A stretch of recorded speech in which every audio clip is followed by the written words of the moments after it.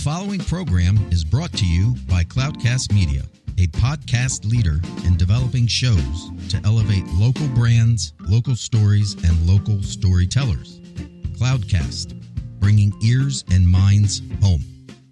The San Diego Union Tribune and Retirement Strategies Group present the Union Tribune Community Spotlight Show with your host, Drew Schlossberg.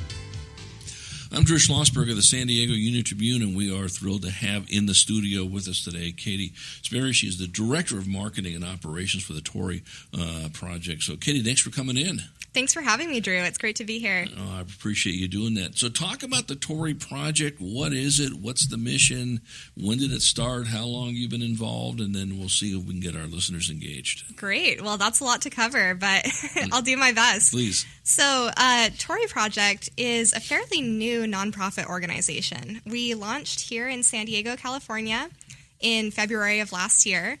And our mission is we're really trying to tackle two major problems that are global scale problems. So the first is environmental degradation, and the second is socioeconomic injustice. And as you know, these are huge problems, and there are many ways to go about addressing them. The way that we are using is we're trying to transform our business system so that businesses can actually be part of the solution and not part of the problem. Right. Now, I mean, those are pretty big shoes to fill in this aspect. Do you work with other organizations that are in the same space? Yes, we do. So we're doing quite a few different programs here at Torrey Project. One is a startup boot camp for entrepreneurs, and it's a 4-week program. So that gives us a lot of opportunities to interact with entrepreneurs in our community as well as other community organizations, and especially with universities and educational facilities. One of the programs that we're actually going to kick off this year is a partnership with a really great organization called CAPS. It stands for the Center for Advanced Professional Studies, and they're a high school program.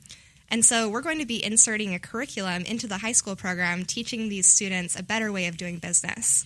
Yeah, that's interesting. You know, we just had on before you got on the San Diego River Valley Conservancy, and they've been involved in doing great stuff in this region for quite a while, which would seem to be in the wheelhouse you're looking at. Is there a part of environmental, concerns or areas that you want to focus on? I mean, that's such a big topic. That's a great question. So the way that we're going after these environmental concerns is we realize that business has a lot of power to influence our environment. And it could arguably be the biggest impact on our environment in the world today. What we advocate for here at Torrey Project is a stakeholder-focused approach to business, which means that you are really trying to help every single entity that's affected by your business. So this is in opposition to something called shareholder primacy, where some people say the point of a business is just to make as many profits as possible. We're saying the point of a business is to make great profits, but also to serve all of your stakeholders, including your employees, the environment, your community, your suppliers. And so the way that we're going after environmental degradation here is by teaching people a better way of doing business, where rather than exploiting the environment, we're really trying to be a force for good on the environment and promote good practices that will be a change for good. Right. Now, you just started in February of last year. Do you have clients you're working with now at all? Here's some businesses that want to learn how they can do a better job. Are they large, small, in between? Yeah, great question. So our very first thing that we did when we started is we launched a startup incubator or a startup boot camp for really early stage founders. These are entrepreneurs who are anywhere from the idea stage. Some of them are even college students. Some of them are professionals who have, years of experience and are finally taking the leap to do their dream job. And we took them into this 4-week boot camp where we pump them full of goodness. We have classes that are traditional business classes like marketing and finance. And then we've also got some really unique classes that are super important on things like design thinking, conscious leadership, how to build a really strong corporate culture where people feel happy and fulfilled. And so we launched our first boot camp in June of last year. And so they graduated, and we launched our second one in September. That second one was really cool because one of our focuses is really on diversity. And so for our second cohort, we're really proud to say that every single entrepreneur in that cohort was either a female founder or an entrepreneur of color. And these groups tend to be kind of underserved in our current business situation, so that was a cool accomplishment. And actually, just this past Monday in January, we launched 2 new cohorts. So this is our first time ever running 2 boot camps simultaneously. One of them is an all-female founders cohort, which is super exciting for us. Right. So in that one, those are female business owners that will have more than just females working for them, correct? Yes. Okay, right. Exactly right. So the founders are female, but their employees could be anything they want. Right. So are these organizations paying for your services? How does that work? So we actually are donating these services as part of our nonprofit duties. Right. And so these entrepreneurs are getting an amazing deal because a lot of bootcamp programs are going to take a percentage of your company or charge you thousands of dollars. Our focus is really on getting these programs out into the world as effectively as we possibly can. Right. And so we're actually doing all of this for free. That said, we do definitely need sponsorship. I was going to say, I mean, money doesn't grow on trees, and being benevolent is wonderful, to be honest with you, and really there's nothing more important in this day and age in getting companies to understand there is a thing called climate change, for God's sake, even though some people will dispute it. But I think, there's nothing better than to, and I love the justification where, we're not saying don't make profits. We say make as many as you want, but while you're doing it, take a look at some of the goals that are going to be, coming out of this because you've reduced the carbon footprint or you've done X, Y, and Z or you've enhanced diversity and so forth. How do you measure your success?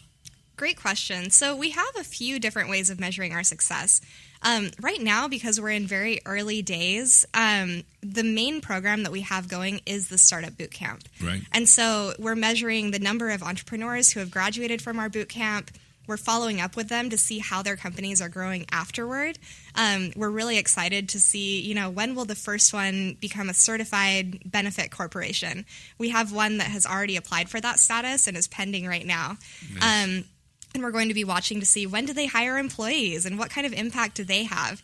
Our goal is for our incubator graduates to graduate from this program and then go on and have businesses that flourish and thrive and can scale and have great benefits throughout the entire world. Right. We're chatting with Katy Sperry. She is the Director of Marketing and Operations for the Torrey Project.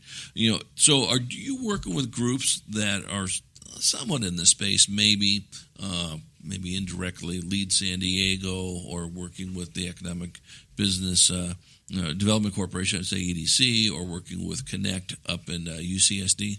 Yes, all of the above. So our closest partners so far have been Startup San Diego, the San Diego Diplomacy Council, University of San Diego, and we're starting to kind of infiltrate all of the other startup organizations. There are a lot.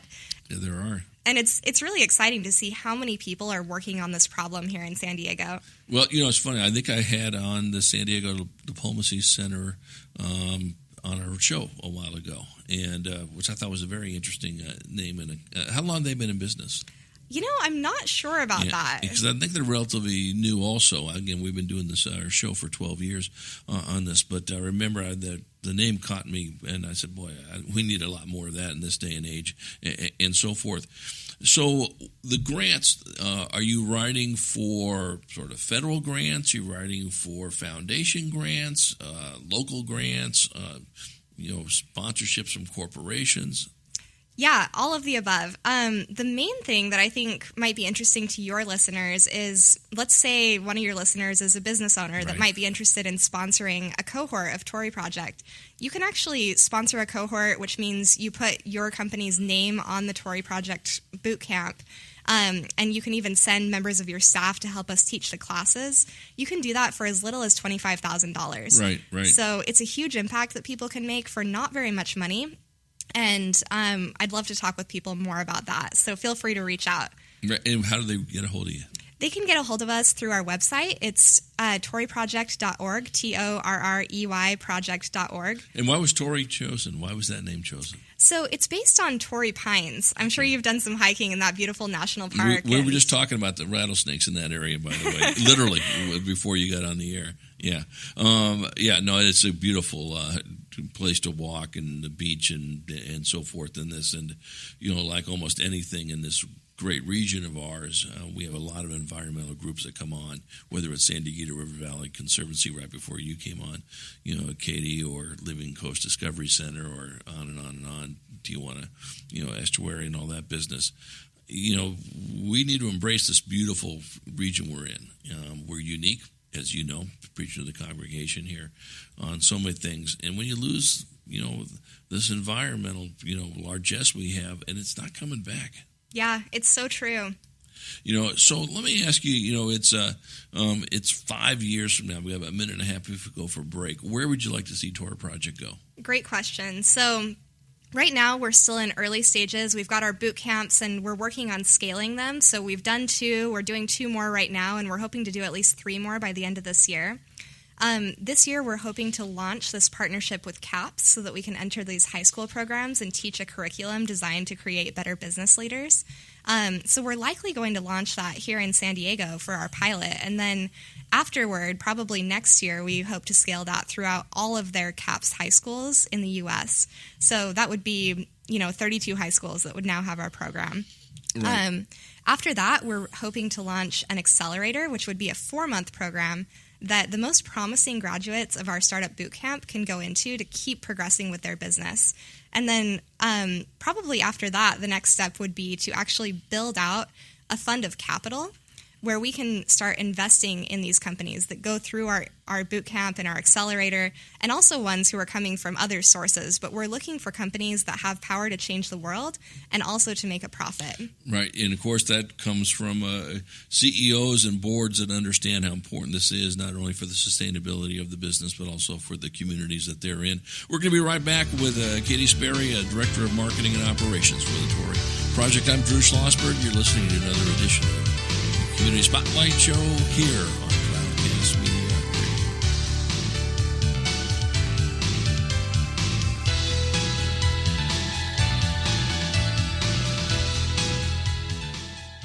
Cloudcast 180. Powerful people, powerful stories, 180 seconds. Welcome to Cloudcast 180. We're here today with the president and CEO of Father Joe's Villages. Welcome to Deacon Jim Vargas. Thank you, Charles. Good to be with you. We have 3 minutes. Let's hit it fast and furiously. We're going to talk this morning with you about San Diego being a very expensive city, which creates a housing crisis, which is exacerbating the homeless crisis in San Diego. Let's talk about your leadership on this issue. Sure, absolutely. We do have an affordable housing crisis here in San Diego. In fact, if you asked about the number one issue why people fall into homelessness, it's lack of affordability. And so they fall onto the streets, especially when rents go up, and rents are very expensive here. So we at Father Joe's Villages focus tremendously on housing. In fact, about 40% of our intervention is placing individuals into permanent and affordable housing. All right, so shows you the extent of what we do. And of course, there's services that go along with this, because in order for people to retain their housing, their dwellings, they have to have the services that they're necessary, whether it's mental health services or substance use disorder services, whatever that is. We have a Turning the Key initiative, whereby we will be introducing 2,000 affordable housing units into the community during the next number of years. In fact, we just closed on a deal to purchase and refurbish a motel in South Bay area. It's going to add 83 permanent supportive housing units. Next week, we'll be closing financially on a groundbreaking that will have 14-story building, 407 units of housing as well, taking about 550 people off the street. So housing is extremely important. Which means you're investing a lot of capital. How are you finding that capital to solve the housing crisis in San Diego for homeless folks? 90 to 95% of our funding is public funding. Various sources, whether it be from the state, it be local, county, city, municipality. So most of it is public funding. There's tax credits that are involved there. The capital stack is quite large, actually. So you're finding the land, you're finding the capital, you're changing lives. How are you minimizing the risk of future homelessness for these clients of yours? We're minimizing it through our services. We need to make sure that in order for them to retain the housing, that they receive the services that they need, that are holistic and are comprehensive to their specific needs. That's fantastic. Deacon Jim, in the last 10 years, your organization has taken 11,000 folks from homelessness to a home. So I congratulate you. Any closing thoughts for our audience? No, that's what it's all about.